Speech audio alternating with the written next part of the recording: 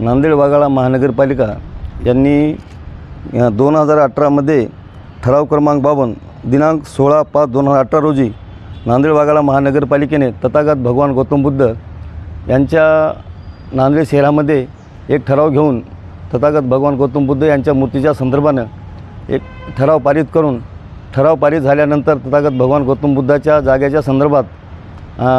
महानगरपालिका उदासीन असताना आम्ही सामाजिक कार्यकर्ते याच्या वतीनं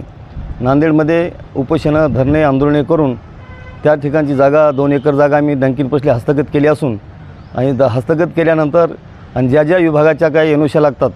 त्या विभागाच्या आम्ही एनओशासुद्धा त्यांना महापालिकेला प्राप्त करून दिलेल्या आहेत। परंतु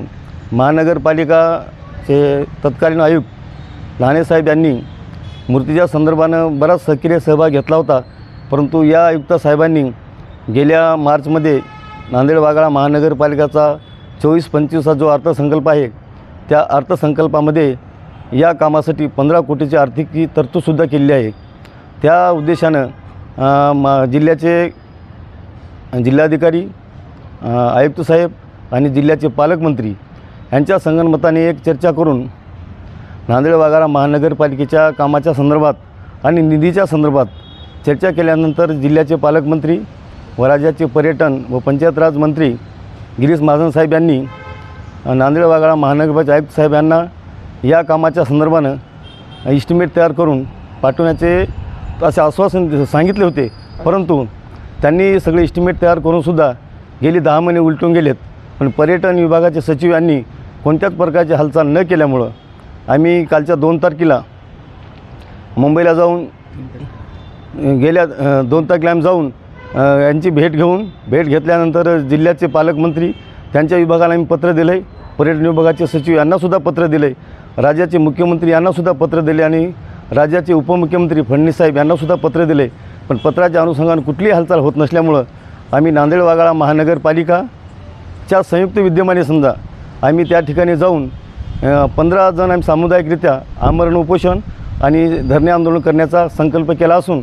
की पर्यटन विभागाने आणि पालकमंत्र्यांनी या संदर्भात लक्ष घालून नांदेड वाघाळा महानगरपालिका 105 फूट उंच मूर्ती आणि 32 मीटर या मूर्तीच्या संदर्भानं त्यांनी निर्णय घेऊन नांदेड वाघाळा महानगरपालिकेला निधी प्राप्त करून द्यावा या उद्देशासाठी आम्ही मुंबईला आझाद मैदान या ठिकाणी 29/7/2024 रोजी त्या ठिकाणी उपोषण करणार आहोत। किती लोकांची टीम आहे? आम्ही 15 लोकांचे सर। तुमचे नाव?